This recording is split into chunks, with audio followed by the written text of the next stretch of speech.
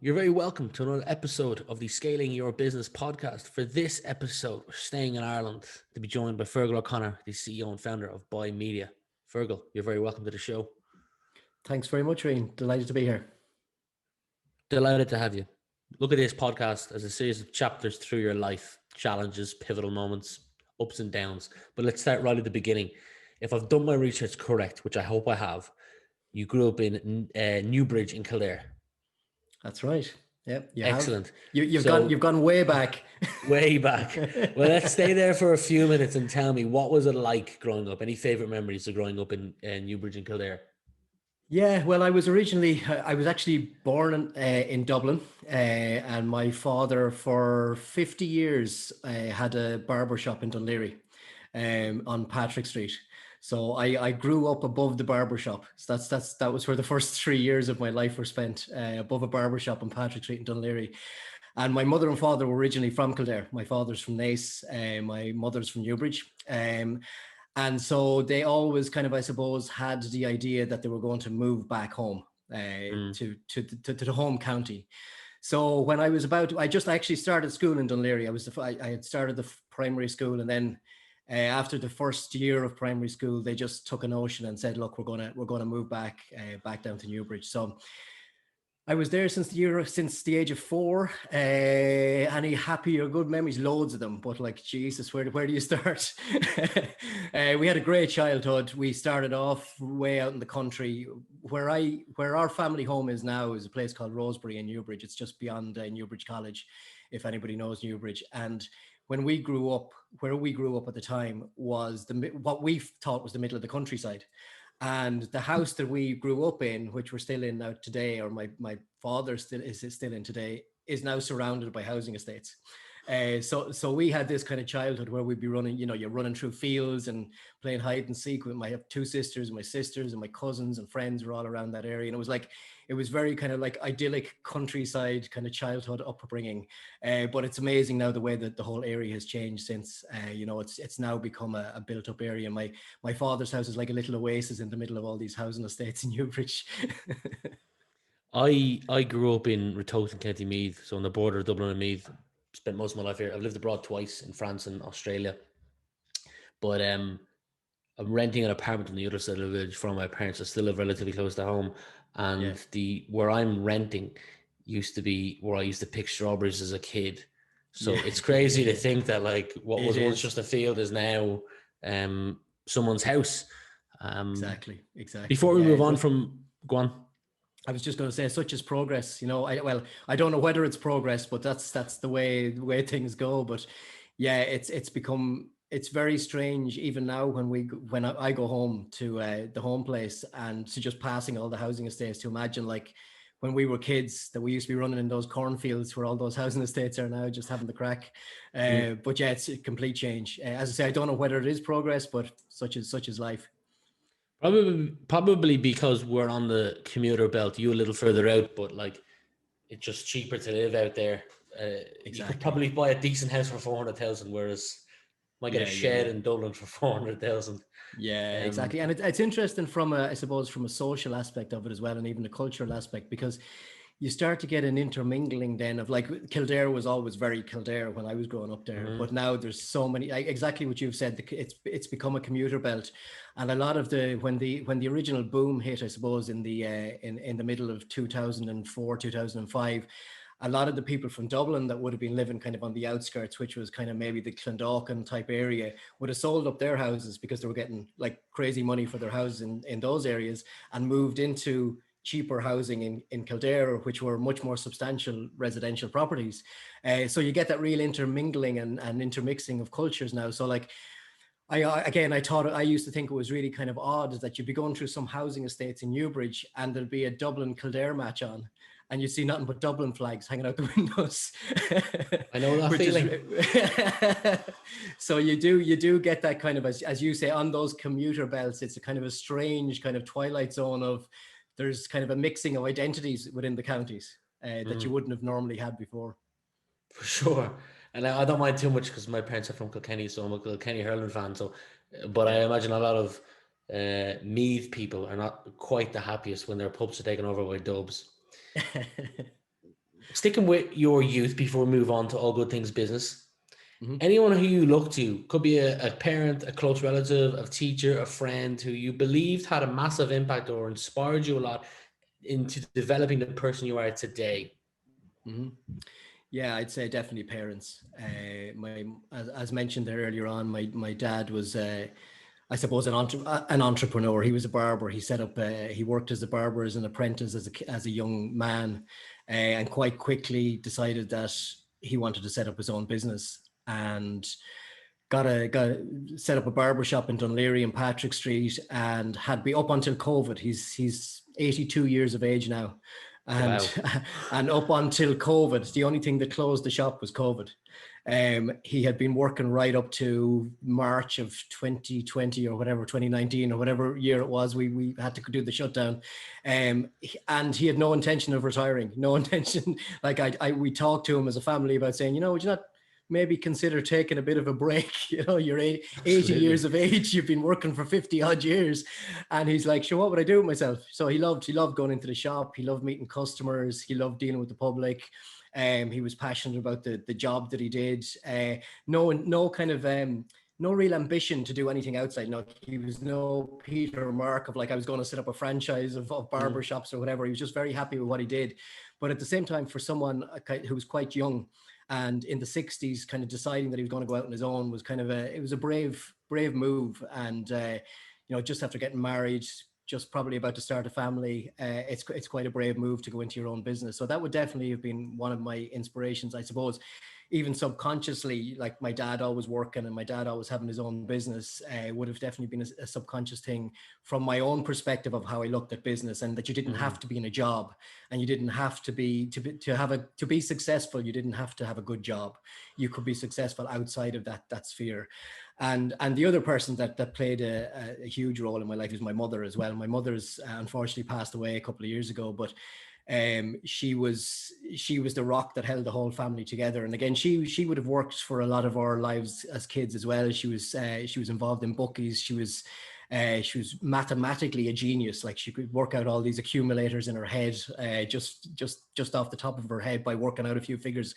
No calculators, just being able to work out all these figures. So but really hard worker, very social as well, very family orientated. And so those two people would have definitely played a pivotal role in my outlook on life. Do you mind me asking, what are your parents' names? Jimmy and Nancy. Well, shout out to Jimmy and Nancy.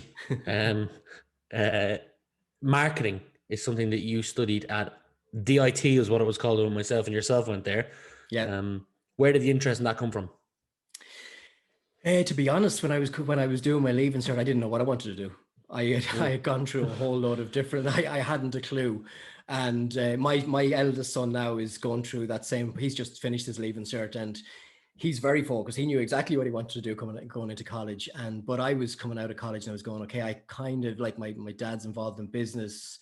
I kind of have an interest in business. I'd like to find, I suppose, would have been quite creative and into advertising and that sort of stuff as well. So I suppose marketing grabbed my attention because it was the mix of I suppose, the intersection of business and creativity. It's an area where you can explore the creative side from messaging and consumers and understanding behaviors and trying to create messaging to reach those people. But also there's a business element to it. There's a goal, there's a KPI, there's a result you're trying to get out of it. So I suppose from not knowing what I wanted to do, I kind of fell into marketing, really. I knew I wanted to do some sort of business course. So I think most of my probably CAO choice at the time were business related type courses. And the College of Marketing and Design, which it was at the time, was probably the most specialized kind of marketing college. And it was great as well because it was the College of Marketing and Design. So you had that, again, the mix of people who were really into marketing and the people who were really into design. So there was a nice mix of students in the school as well. So that's how it was kind of a little bit falling into it. But then once I got into it, I really loved it. And not giving away your age, but you graduated mid-90s. And one of your first roles out of college, I'm not sure if it was your first, but one of them on your LinkedIn was founder of Educom. You spent almost 10 years running this business. And at the time, it was a market leader in, I'm reading here, educational publication. So my question is, are there any standout lessons that you learned from your first business? I've had a few and definitely taken a few knocks, but if from every one of them I've taken a lesson or a key takeaway. Same question to you. Yeah, it was. Just from that piece of information, there would have been a few roles before that, Rian, as well. But and they, I suppose, it's good to give you a bit of context on that because it kind of formulated the idea behind Educom. Please. There was actually another business before that. Education Promotions Ireland was our business before that one. So the idea of the why behind that business was basically I was working for another company. I was working for a publishing company. So when I came out of college, I had a couple of small roles when I started off. Like, and if you talk about kind of like coming out of college with a marketing degree and getting thrown into the deep end of something completely different, I was working knocking doors in like selling burglar alarms and selling encyclopedias around Dublin. And I was put into like some fairly dodgy housing estates in Dublin to sell burglar alarms. And I think it was the people that I was knocking on the doors were probably the people that I was trying to protect them from.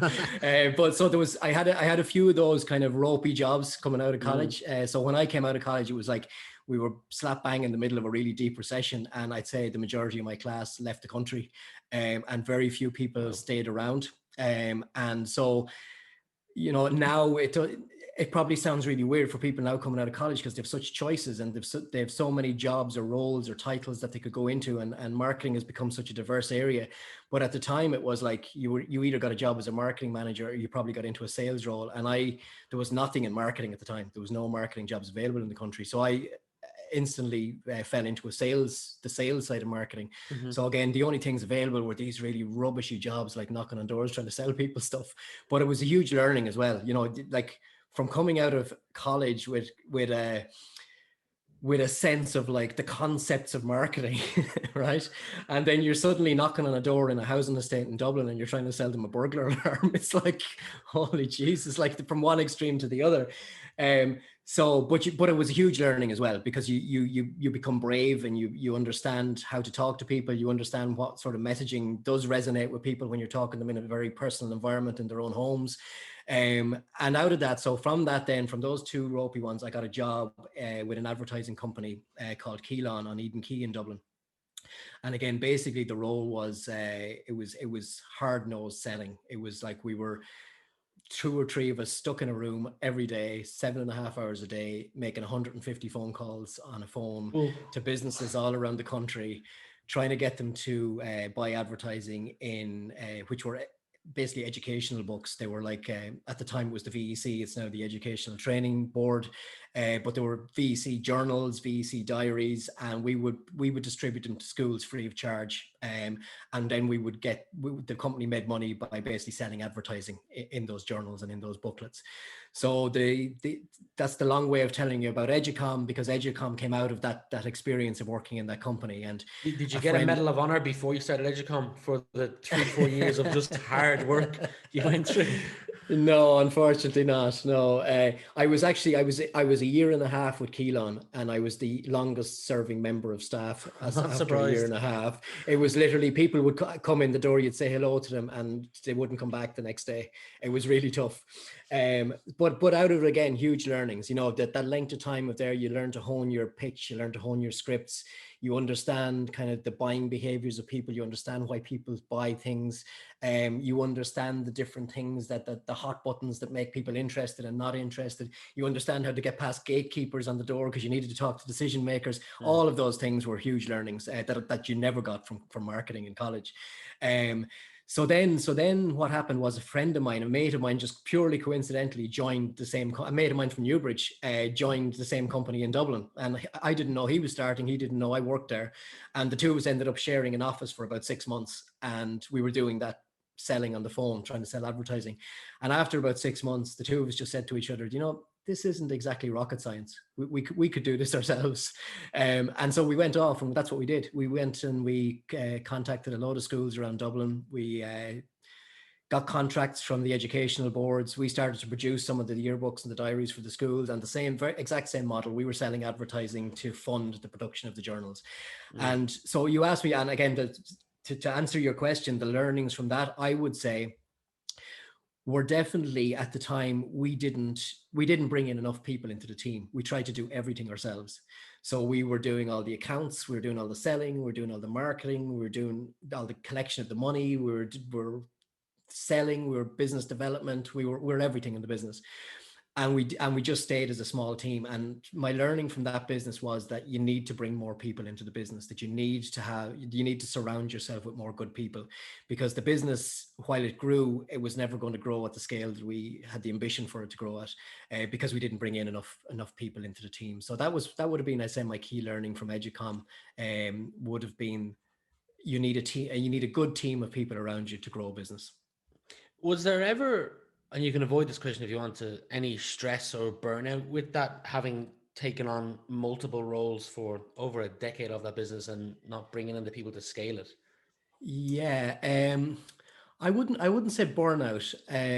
Again, my personality, my character is very much about curiosity and learning. So if I'm thrown into a situation where I'm running a business and I have to figure out how to do the accounts. For me, that's a learning opportunity. It's like, okay, how do accounts work? What's debit and credits? What's ledgers? What's a cash in and cash out? So you learn. So that's hugely important. What's hugely important for me is to be constantly learning different aspects of how a business works and how a business operates.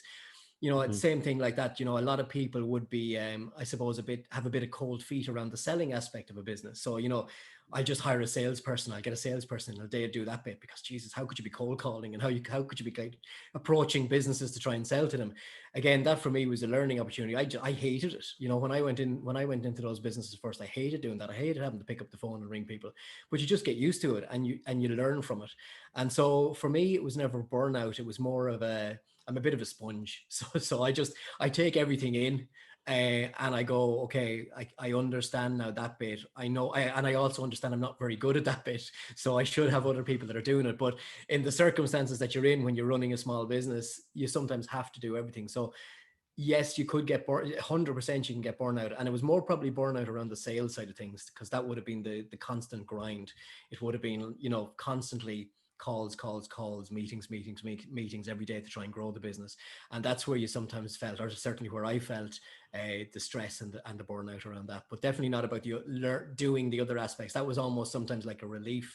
Even when I got into kind of like, we would have produced some of the journals ourselves, produced some of the books.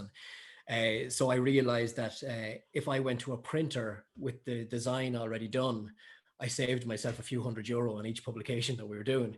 So I learned how to do that. I learned how to do layout and graphic design as part of the job I was doing, because I realized that it would save the company money. So again, it's all learning experiences I found in the businesses. And so for me, taking on the additional roles wasn't burnout. It was actually sometimes a break from some of the things I didn't like doing. And it was and made every day interesting and different. Gotcha. Respect for the cold calls as well. Not easy. Done it myself, and I know that feeling of picking up the phone.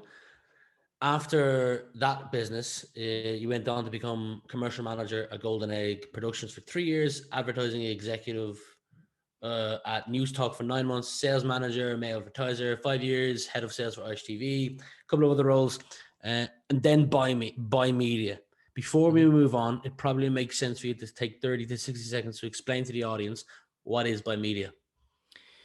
Yeah, so just again, I suppose to give a bit of context of those 20 probably years in between there, between because they were the I suppose the formation of what Buymedia became. So Okay. From working in all of those different media companies, so I would have been working.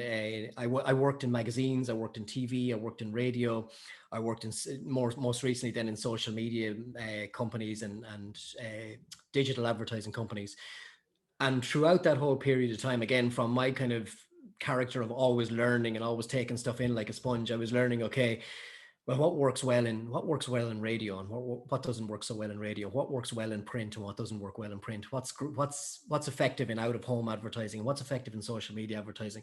So I was learning from all the media companies that I worked with and all the teams that I managed in those media companies. I was constantly learning, first of all, what media types were having the best effect with different types of businesses, but also trying to understand for all of the customers that we dealt with. And over those 20 years, I kind of did a tally before I started Buymedia, and either myself or the teams that I worked with had come into contact or tried to help around about 5,000 small, medium businesses. So there was a huge amount of learnings on the media side, but also a huge amount of learnings from those thousands of small, medium enterprises that we had been dealing with over the years. And so what I figured on both sides was there was a huge siloing effect in the media market. So again, I described there, I worked for newspapers. When I worked for newspapers, I had nothing to do with radio. I had nothing to do with social. I had nothing to do with digital. When I worked for TV, I had nothing to do with print. I had nothing to do with radio. So all of the media market is siloed. They're all in these individual little silos. And so there's no interconnection between any of the media channels. So on the other side of that, you had all the small, medium enterprises. And again, a lot of the learnings from that would have been that they find it really difficult. There's huge amount of challenges when it comes to advertising for a small, medium enterprise. They're up against big brands in terms of budget, in terms of resources, in terms of insights and data. And they find it very difficult to do advertising in the first place. And because I would study a lot about behavioral psychology and stuff like that as well. And because of cognitive bias within people, if something is tough, they just tend to revert to something they've always done. So if a small business owner or a marketing manager within a small business with limited resources is looking at print, radio, TV, out of home, digital, social as an integrated media campaign for their business, because it's so difficult to analyze those businesses and figure out what's the best way to do it, they generally revert to what did we do last year? So they just do the same thing they did over and over again and never get a chance to explore other types of media or other types of advertising or other types of marketing that could be very relevant to their business. So that was the two things that I saw. First of all, on the media side, from working in it for 20 years, totally siloed, no integration of any of the media. On the other side, thousands of small medium enterprises who had huge challenges and difficulties when trying to acquire, plan, purchase, manage, and measure their advertising campaigns across all those media types. And that's what Buymedia, that's where Buymedia was born. It was born out of those two. I suppose my frustration of being stuck in the middle of the two.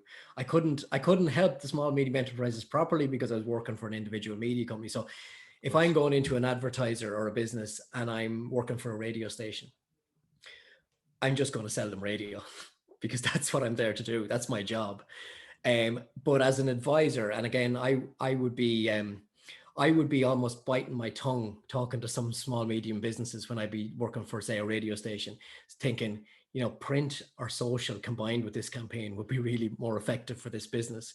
Yet what I'd be doing is I'd be obviously trying to sell them my radio packages because that was my job. So again, part of the Buymedia piece was I would love to be in a position where I can integrate all the media on one side, but I can also help these thousands of small, medium enterprises on the other side to really get an effective advertising campaign that can help them to grow their business. And that's what I thought was lacking in the market. And that's what Buymedia was born from, that frustration.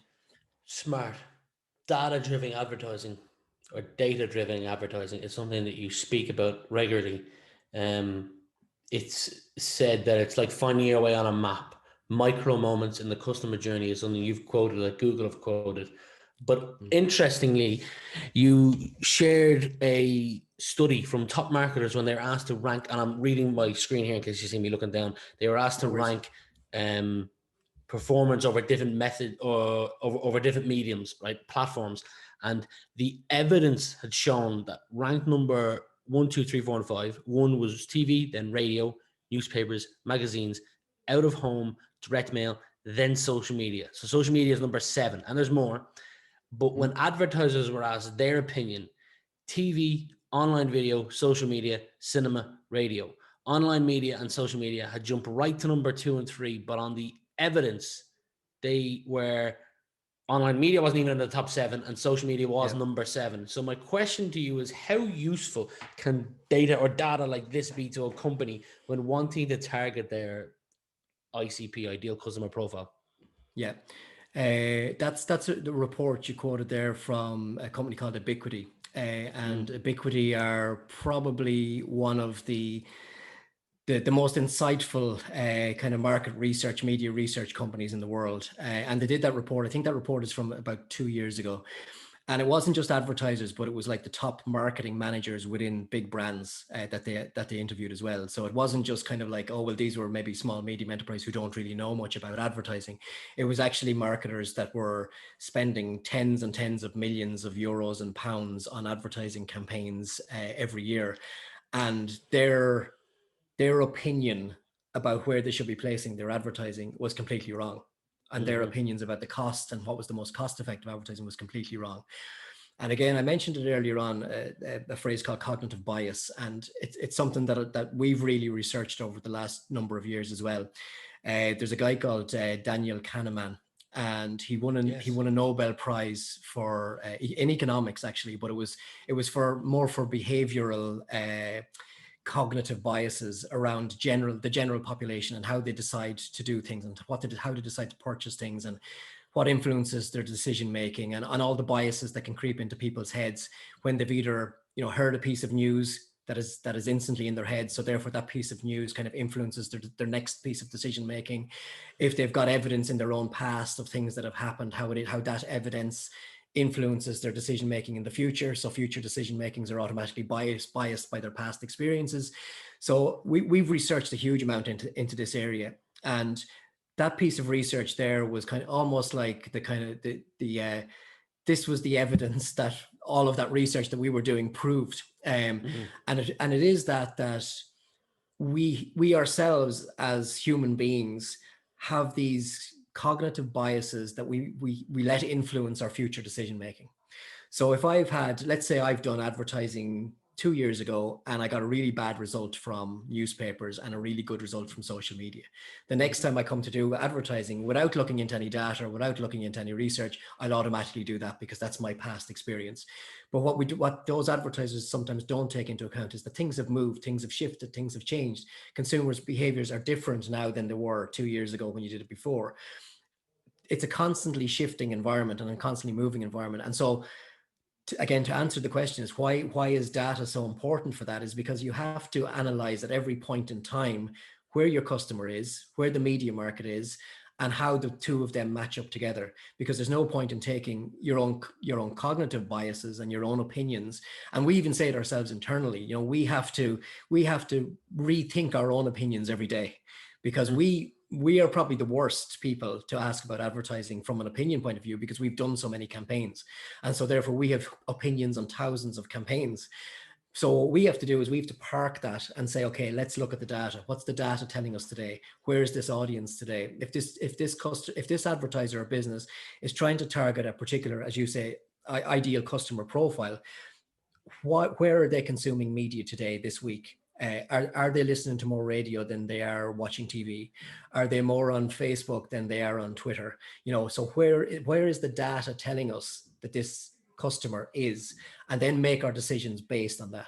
Now we can you obviously bring in your expertise and your opinions and your thoughts after that, but the foundation piece should always be what's the data telling us, and work from there. Couldn't agree more. I spoke to a highly credited marketer, speaks at Inbound at HubSpot every year. Jason Falls in America, in Kentucky, and he speaks about this as well. A lot of people make assumptions, but it's really data driven that you should be focused on. I had two more questions. I'm going to throw in a third. The third being attribution. I had a conversation with a friend a couple of nights ago. We were sitting out in his backyard, and he brought out a beer, and he said to me, Rian, I've added a field on my website that asks people. And I know most people will be like, don't add more fields, add fewer. But he added a field to ask people, how did you hear of us? Because when he was going into his CRM on HubSpot, it was saying things like direct search online. And although that's not incredibly wrong, what he found was that in this particular week, 5 people had filled out the form, and 5 of them had said, LinkedIn, your podcast, your podcast, your podcast. So at the moment, over the last couple of days, I've been really scrambling around in my head going, how can we nail attribution? Do we pay attention to the vagueness of direct online search?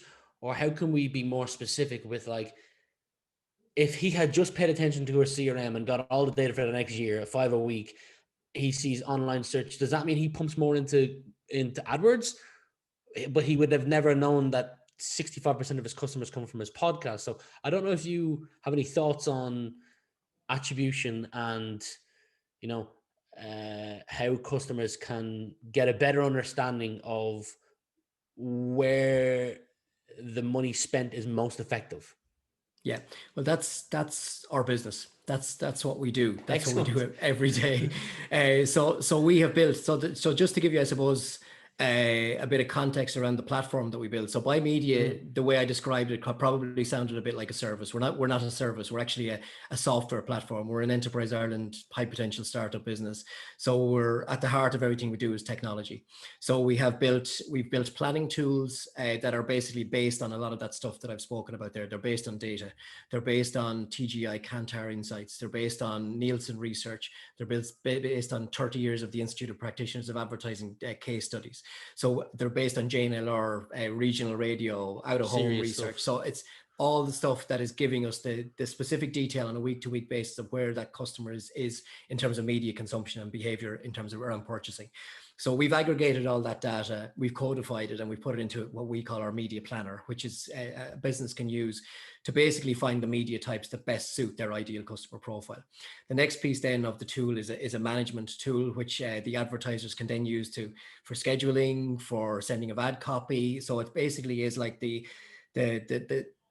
donkey of the media campaign. It does all the heavy lifting of getting that campaign live.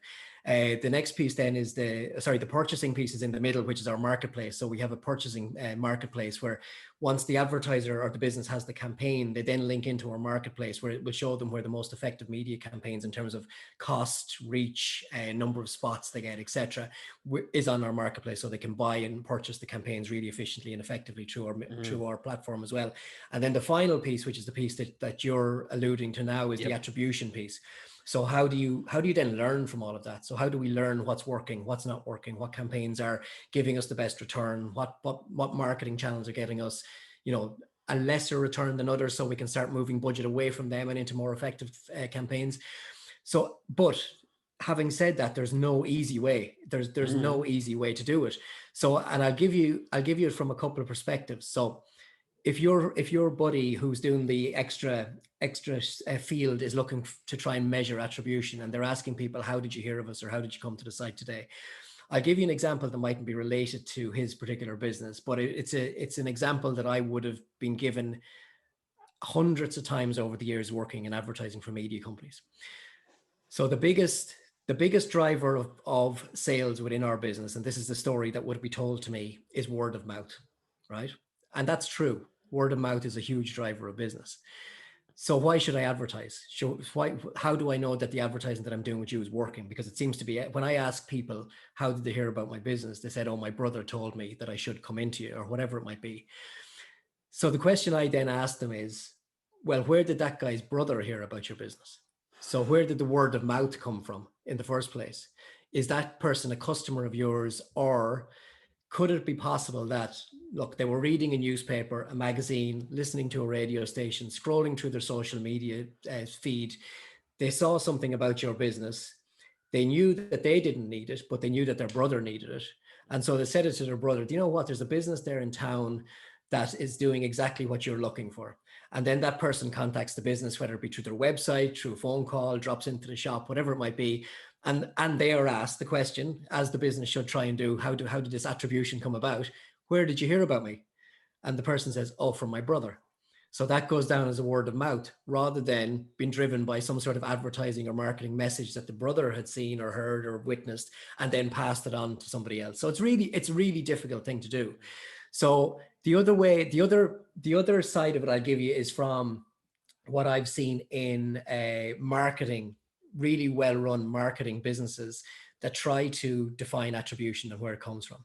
And I'll give you an example of a shoe, right, as a product. So we take the shoe as a product. So the shoe is, the end of this attribution is the shoe is purchased on somebody's mobile phone. So somebody is scrolling through mobile phone, they see a sports brand, they want a pair of trainers, they click on the sports brand trainers and they buy it. The marketing business is looking at the attribution and they go, mobile is driving all of our business. We need to pump more of our advertising and our marketing into mobile because that's where all the purchasing is coming through. What hasn't been taken into account in that circumstance is the guy was driving home in his car and he was listening to a radio ad about the shoe on the radio. He passes a billboard and he sees the shoe on the billboard near his workplace. He turns on the TV and there's one of his heroes is wearing the shoes in an athletics event. He sees an ad on the TV for the shoe. he gets a mailer in his post, and it's all about, you know, the different brands of shoes, and one of that brand of shoe happens to be in the mailer as well. So it's all of those things that have built up what we call mental availability in his mind about this brand.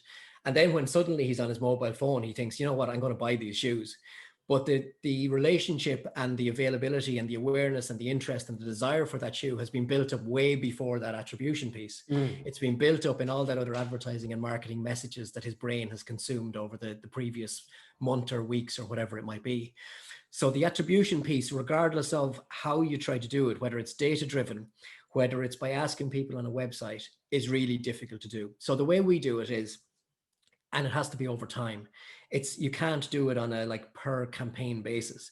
You have to look at it over a long period of time. And generally we look at it over 18, 24 months. It's the only way that you can kind of get enough relevant data. So we look at and the way we measure, Rian, is the KPIs within the business, because that's really what we feel is the driver. So if the driver of, say, your mate's business would be website impressions, then that's what we try to measure and see what campaigns are driving website impressions. If it's revenue in the business, if it's sales, if it's social media engagement, whatever the KPIs are that are important for that business, then that's what we try to measure. And then we basically match those KPIs on a timeline against the spend and against the media mix that they're spending on. So if that's 10% on radio, 5% on print, 20% on social, 5% on PPC, 4% on out of home, whatever that mix is, we measure that mix and we look at what effect that's having on the KPIs of the business. And over time, like, again, it's not a cause and effect. We can't say, okay, definitely if we do this again, it's going to have that same effect. But over time, our machine learning and artificial intelligence on our platform starts to learn from that business what campaigns are working and what campaigns aren't working so well, and what mix of advertising is working and what mix of advertising isn't working so well. So over time, again, you can start to build up this recommender engine, which then can say, okay, well, if you're trying to reach this type of audience, over the past 2 years, this is what we found is the best mix of advertising to reach that type of audience in terms of our KPIs within the business. And that's really the only way to do it. There's no silver bullet, and that's not 100% accurate either. You know, that's not, but it's the best that we currently have. You're definitely right. There's no silver bullet, but that's remarkably more accurate than a lot. Second final question. If you had the decision-making authority to add one mandatory subject to the secondary school curriculum, high school in America, if any of the American listeners are wondering what secondary school is, what would it be and why? Do you want a short answer or a long answer? You pick. My long answer is that I'm currently working with the educational training board to introduce a few things that I think are missing. Perfect man for the question. On the curriculum at the moment. So one of the things that we've identified, and again, it's a little bit from a selfish point of view, from our business's point of view, but one of the things that we feel is lacking in even people that come out of college, even not so much in the school curriculum, but it's around the understanding of the customer and how that relates to media. And it's probably what we're looking at creating is some sort of a digital media marketing advertising apprenticeship program for people that are coming out of school without those skills. And that then they learn, but it's not so much from a theory point of view, but it's more about the practicalities of it. How do you actually find this data? Where are the data sources? How do you pull that data out of these sources? How do you then relate that to the customer that you're trying to reach? How do you then relate that to the media that you're trying to place that advertising or that marketing in? And what are the processes that you have to go through to do that? So that the kids or even the mature students that come out of that program will have a real hands-on understanding of how these things work and how they can implement them in whatever businesses they go into. But to answer the question from a short kind of question, what I'd see is really lacking in schools at the moment is an encouragement around entrepreneurship. You know, that we teach the kids how to do, you know, very, very kind of linear. And I think it comes from kind of an industrialized age of education of like, people need to be trained for factories. You know, people needed to be trained to do specific jobs in specific factories. So you needed to have maths or engineering, or you needed to have English to do like secretarial work or whatever it was, or law or whatever. There were very specific tracks that people went down. And now, a bit like the way kind of advertising and media and marketing has gone, and that's kind of like all that messy journey that purchasers have to take when they're going through that purchasing journey. kids in school have so many choices when they come out now. There's so many different tracks you can take. And I think you need to be taught how to think, to think outside of those tracks.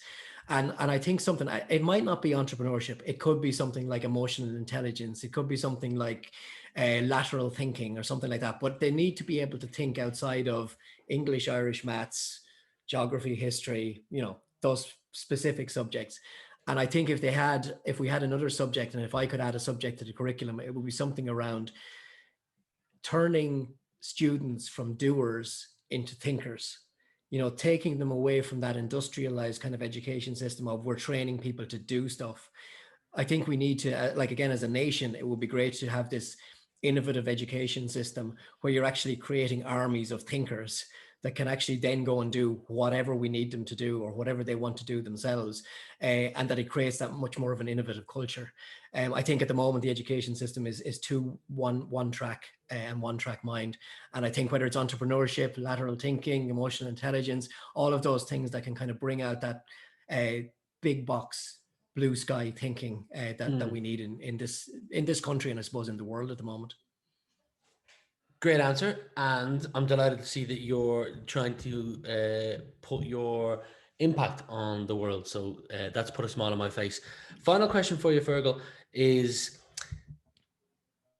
all your loved ones are safe, but your house is burning down and you can only save one item. What one item is that going to be? It would be either the laptop that I'm on at the moment, because it probably has everything on it that I've done over the last 10 years, or a hard drive that's connected to my laptop that has everything else that I've done over the last 20 years. So it'll be probably definitely one of those two things, because previously, in the age before digitization, it probably would have been something like a photo album or something like that of memories from childhood. But everything I have now is digitized and it's on a hard drive. So everything that I would have from a memory point of view, or special photographs or things that I would want to keep for the future, I have on those two things. So they're the two things that I would definitely grab if I was having to get out of the building. Fergal, I've had a great pleasure in getting to know you a little more over the last 35, 40 minutes. It's been a very interesting chat, from attribution to the importance of data, to learning about the legend that is your father, who might go back to work if he gets the chance to. I wouldn't put it past him. I wish you nothing but the best going forward, and thank you for being my guest today. Likewise, Rian. Pleasure, and best of luck with your business too.